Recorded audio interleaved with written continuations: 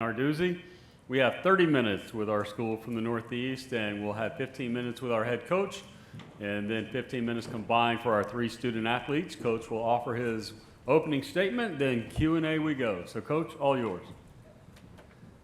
All right, good afternoon, everybody. I can't see anybody out there, but those lights are bright. But again, good afternoon. We are excited at the University of Pittsburgh to be here today.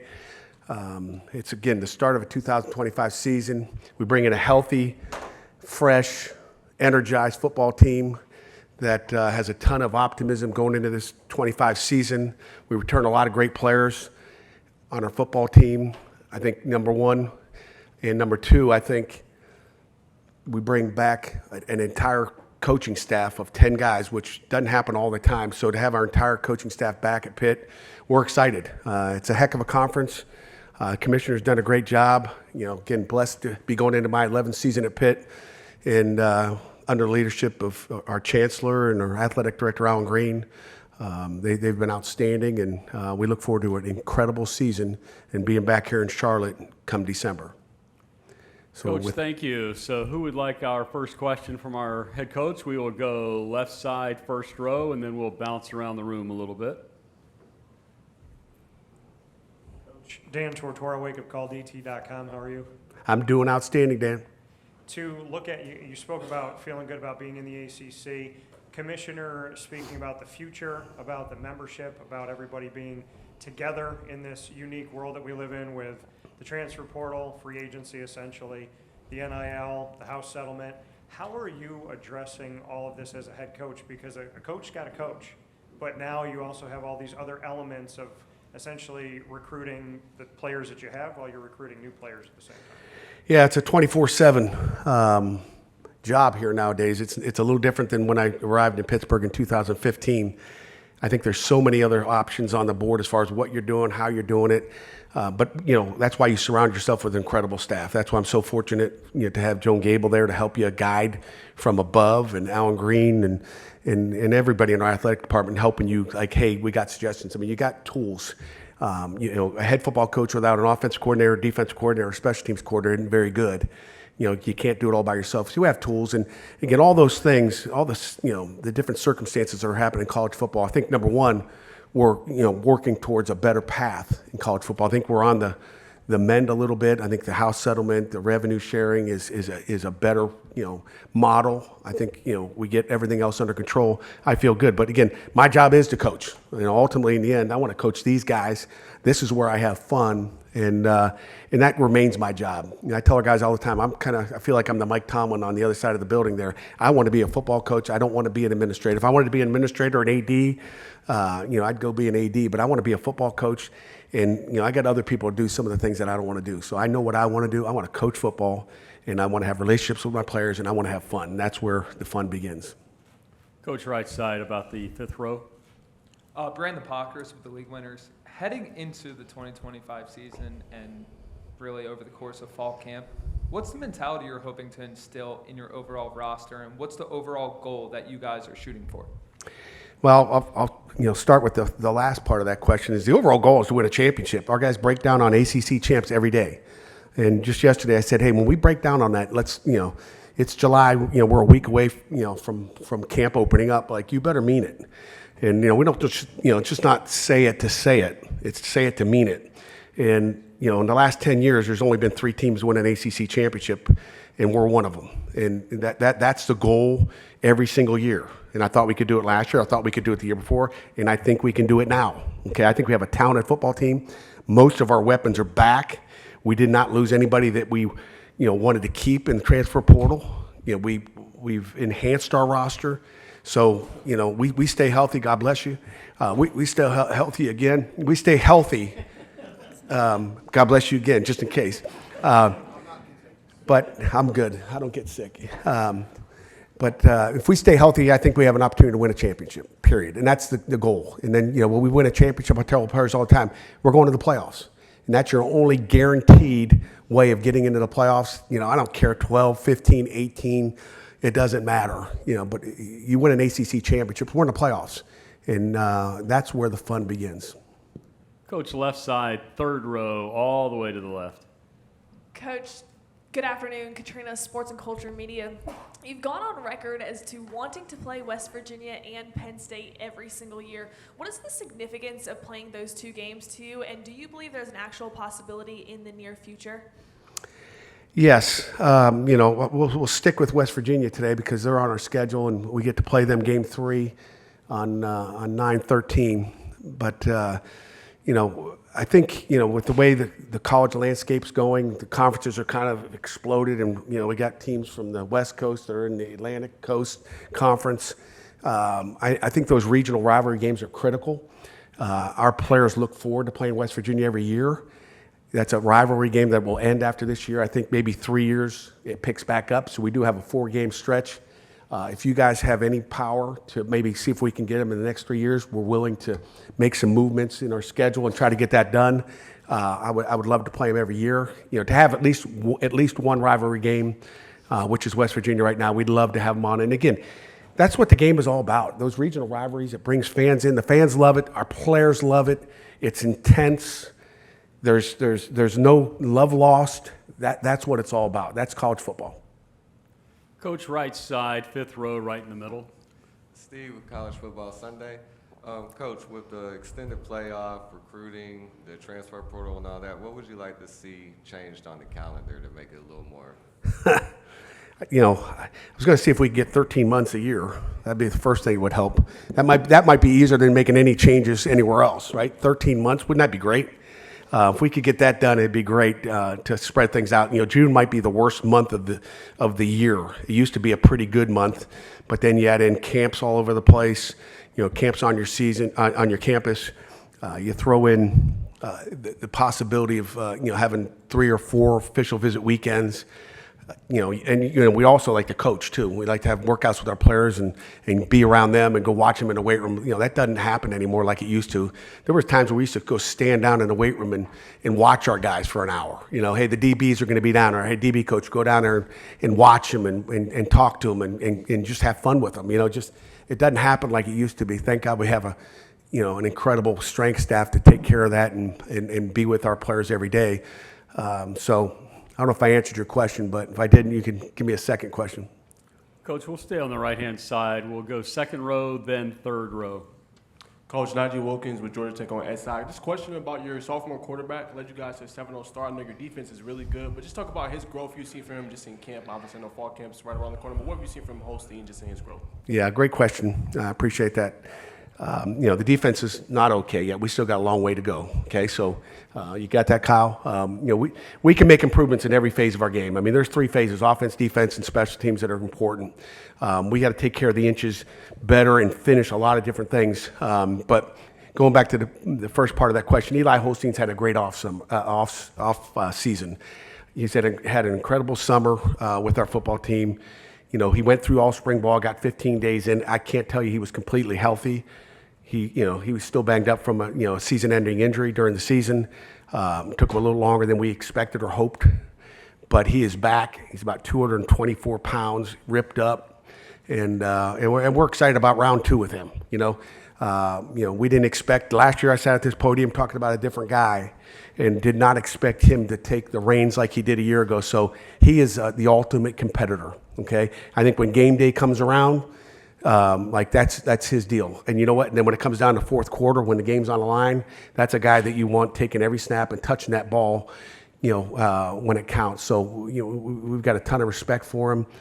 There's pressures on him. And again, I think year 2 with him under center, or maybe behind center, I should say. We don't go under center very often, but with him back there, it's going to be even better. We're excited about the future with him, and we're excited about the other guys in that room as well. We got a couple really good football players behind him. Mason Heinschult and Cole Gonzalez are 2 other guys that are going to be competing as well in that room. Keep your focus there. The gentleman right behind him. Kenton Gibbs with Locked On ACC. Coach Narduzzi, you have consistently put out linebacking core after linebacking core of dominant performers. Whether or not you've had great seasons or some somewhat underwhelming seasons at Pitt, that has been a trademark of Pitt at this point. What is it that you do, or that you coach in particular, that creates these outstanding linebacking cores that you all continue to have? Well, we have one of those outstanding All-Americans. We have two All-Americans up here today, but one of those is an All-American linebacker, Kyle Lewis. On the other side of the field with him is Rasheem Biles, Heem, nickname, and then in the middle, Braylon Lovelace. Those three might be the three best linebackers. Okay, I'll say that, the three best linebackers in the country on the field at the same time, and they'll be on the field every down. They don't come off the field on third down. We don't take one of our linebackers out on third down and put a DB in there and go nickel. We take out a D lineman. We're not taking any of those linebackers off the field. Matter of fact, we may play with 5 or 6 linebackers this year. That linebacker core, Coach Manlack's done a great job of not only recruiting but developing those guys. But I think when you look at our linebacking crew, you look at the development, but I also think it's partly schemed. Some of the things we do, like when Kyle Lewis is to the field, we're going to blitz him. Like a lot of times the field linebacker, we're going to find different ways to blitz him. I don't care if there's 3 open out there, we're going to blitz him this year. And so we're going to find different ways to bring him into pressures. But it's the aggressiveness of our defense, the opportunity to let those guys' instincts take over in a game. We're not a gap-oriented team per se, and a lot of defenses are, hey, I got the A gap, I got to stay in the A gap. We're an attack front up front, and our linebackers are going to find the hole. I mean, Kyle Lewis, you've seen him take a couple interceptions and run with the ball. He's as good as any tailback in the country probably as well. But he has a great ability to key the football, find the hole, and hit the guy with the ball. And that ability to loosen up and just let those guys have free reins to go find the ball and find a hole, and not necessarily. I don't care if our linebackers know what gaps are, and some of you may not know what an A gap, a B gap, C gap, or a D gap is, but we want Kyle Lewis to go to the ball. The ball is the main thing, and we're aggressive with what we do, whether it's in base defense or with our pressures. And again, we've not only had, I'll throw this out there, we've not only had just linebackers get drafted, and whether it's Servassier, Dennis, but we've had guys drafted. When in my 10 years, we've had 31 guys drafted. In the last 5 years, we've had 20 guys drafted. So my first 5, just 11. And then as we continue to recruit and develop our players, we've had 20 in the last 2 years, and 17 of those guys have been high school players, not transfers. Only 3 transfers have come in and gone off to the NFL. So, and again, that transfer number will probably go up because the portals become increasingly more effective for us and for everybody in the country. So I think we've developed NFL talent more than anybody in the country, and to me that's a tribute to our players. They're buying into what we do, our scheme, and again, our coaches, our assistant coaches, developing our players, fundamentally, and give them an opportunity to make plays. We're going to squeeze in one last question for Coach, right up the center aisle, 6th row to the right. Brian Nagano with the Daily Tar Heel. Coach, you've talked about the ACC conference as a whole. What was kind of your reaction to Bill Belichick taking the head coaching job at North Carolina, and what does it mean for the ACC as a conference? Is this a Pitt question or is this a North Carolina question? Bill Belichick, one of the greatest coaches ever to coach the game. Won 6 Super Bowls with the New England Patriots. I've enjoyed conversations with him, whether it be at Amelia Island or in Zoom calls with ACC coaches. He's a tremendous football coach, really smart, and again, he adds a lot of flavor and excitement to the ACC. And again, when you look at Bill Belichick coming to the Atlantic Coast Conference, it just tells you how attractive our conference is. Coach, thank you. You and Lyndon can switch spots. We will spend time Lyndon with Cooper. Be another drafted center. Here we go. We've got Lyndon for about 5 minutes. If you would, please identify yourselves and the agency you are with. And so we will start, Lyndon, 2nd row, left side, about halfway there in the 2nd row. Hi, Lyndon. Stephen Thompson, Pittsburgh Post-Gazette. I'm just curious, you guys got some transfer offensive linemen this offseason. What's your responsibility as a center in the middle there to help get those guys up to speed? Really just bringing the culture of our O-line room. I feel like this year our O-line room has changed. We brought back some guys from the O-line last year, and like you said, brought in 3 other guys that will really be key contributors to our O-line this year. So really just teaching them the culture, and for me, just leading them and being that voice for the O-line and make sure they're confident in their play. Lyndon, right side, about the 4th row towards the right. Brandon Pockers with the league winners. As a center in this offensive scheme, what strides have you been able to take over the spring and now heading into fall camp? what are you hoping to build upon as you head towards the 2025 season? Really, for this offseason, I focus on just really focus on my athleticism, and really just my power and run blocking skills. That's a couple of things I really keyed in on this offseason, and making sure that I'm in the best shape I can be, and I have great mobilities to last a 14, 15 game season. So that's like the three main things I worked on this offseason. Lyndon, left side, first row.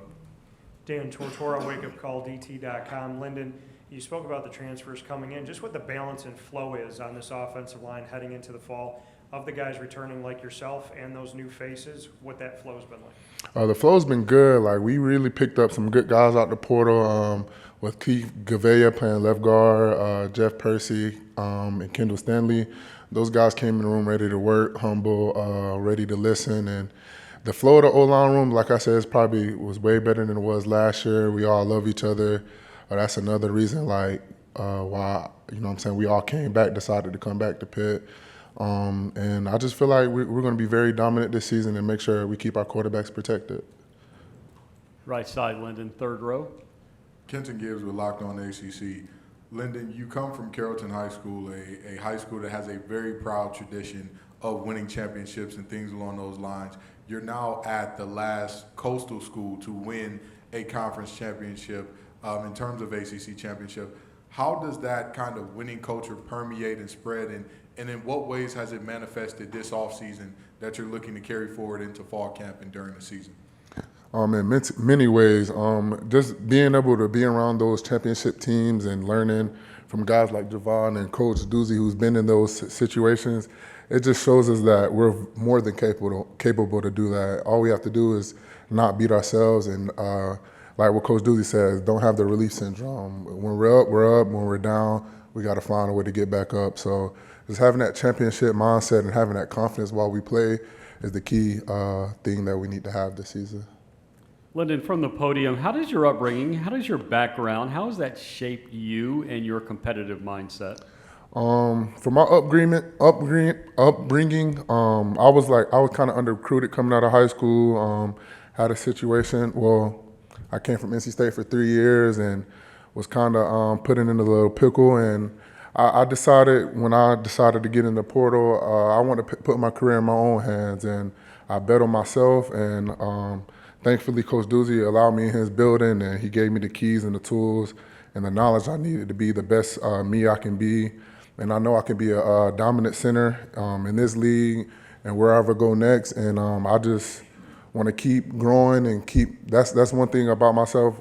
I like to learn from other people when I train. I like to go to different trainers to just pick other people's brain to see what I need to fix in my game, see how I can help other guys in the room, elevate my IQ of the game.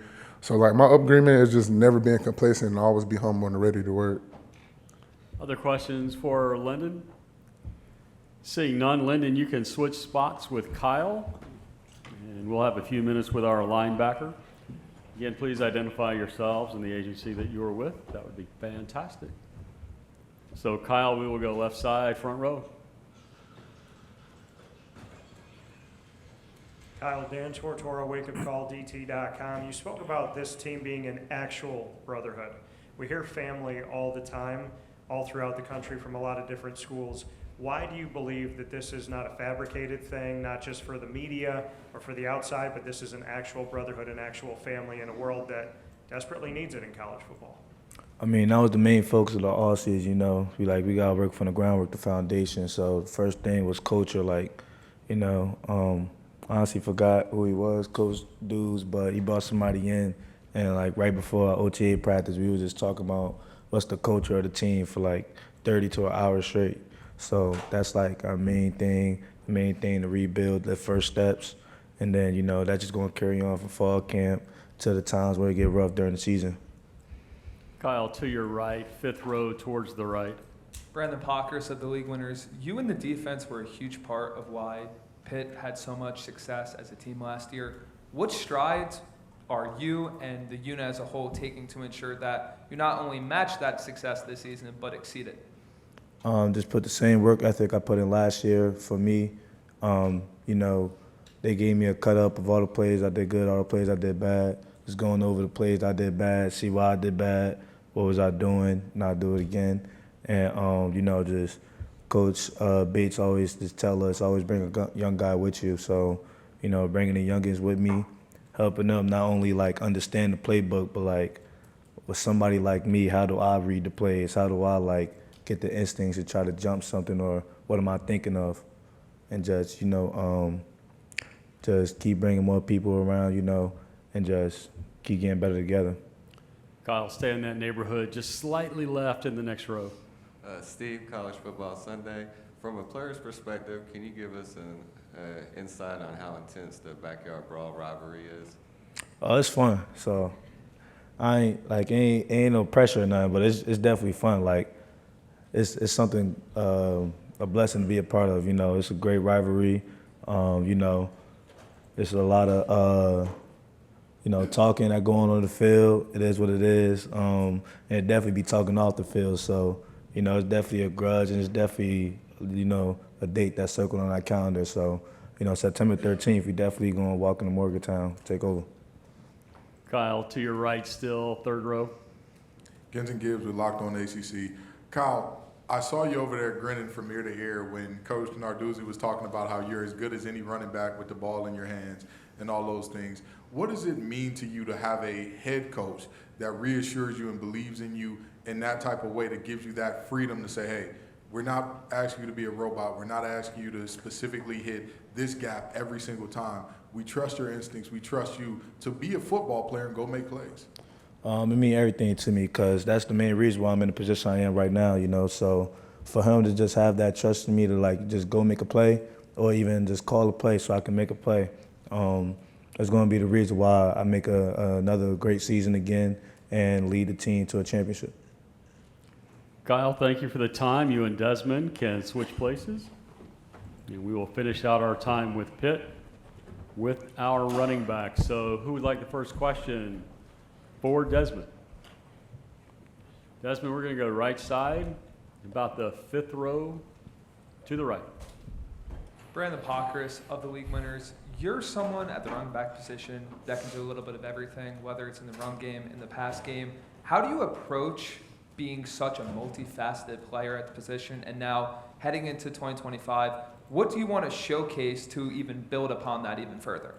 Me, I'm a smaller guy, so I got to do a little bit of everything, Can't be like a regular running back. I got to do everything, This year, last year I ain't really showcased everything I could do for real. I ain't really play every game. But this year, that's my main focus, trying to play every game, be there for the team, showcase what I really can do, help the team win. Desmond, left side, first row. Desmond, Dan Tortora, wakeupcalldt.com. Being a running back at Pitt, a few guys, Curtis Martin, LaShawn McCoy, James Conner, Tony Dorsett, the list goes, Craig Hayward goes on and on. What does that mean to you to be in a backfield that has such a rich tradition, rich history, and as Pat Narduzzi talked about, guys are going to the NFL when they go to Pitt? That means a lot. LaShawn McCoy is my favorite running back growing up. So that means a lot just to be at the same school he played at and, put on the show, that RB culture. So, I'm just focused on, helping the team this year, doing whatever I could. We're going to go right side, third row. Kenton Gibbs with Locked On ACC. You were one of under 10 backs last year that was over 1,500 yards, offensive yards from scrimmage, and yet you say there's a lot of things that you didn't show that you could do last year. What is the ceiling, and what are those things that we'll potentially see you do this year that may not have been utilized as much last year? There's no ceiling. Just doing whatever I can. Every game, be there for the team. Every game, like I said, I was, dealing with injuries last year. Just trying to stay healthy. Be there for the team. This year I got a statement to prove. I got to do what I need to do to get to where I want to go, the league.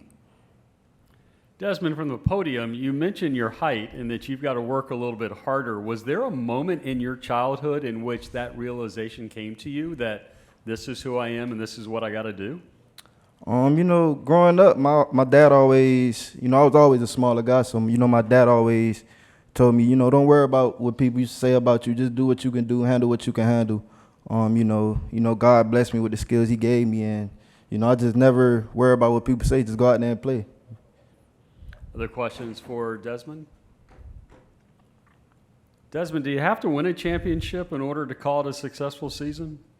Yes, that's the goal for every team. You don't want to play. You're not playing to not win the championship. So the goal is the championship. Thank you for that. Question to the right-hand side about the 6th row, all the way to the right. Thomas Christopher from the League Winners. Coming from the FCS, I don't think too many people really expected you to blow up the way you did in your first season with Pitt. Can you just talk about the difference in talent level coming from those divisions in football? To me, it didn't really feel like no difference. If you're a game player, you're a game player, no matter where it's at. It's a lot of great players in the FCS, that ain't really get the chance, showcase their talent. And I'm just blessed, to be able to do that. Shout out to, the FCS players. Let's go back 1st row right in front of you, Desmond, to your left.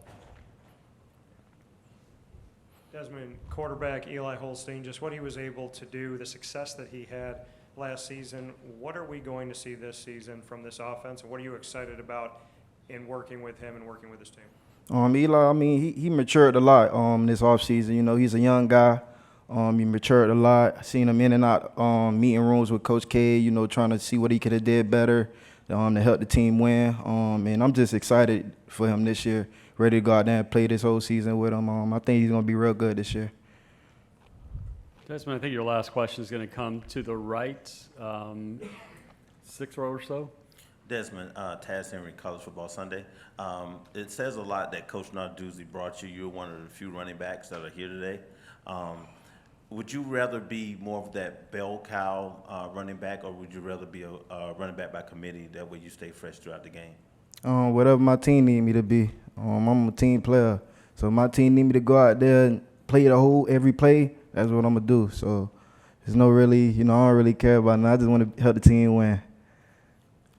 Big smile will finish us out. Pitt, thanks a lot. Good luck this season, and have fun in Charlotte today. Thank y'all. Folks, Georgia Tech is doing the room. That is set for 2 o'clock.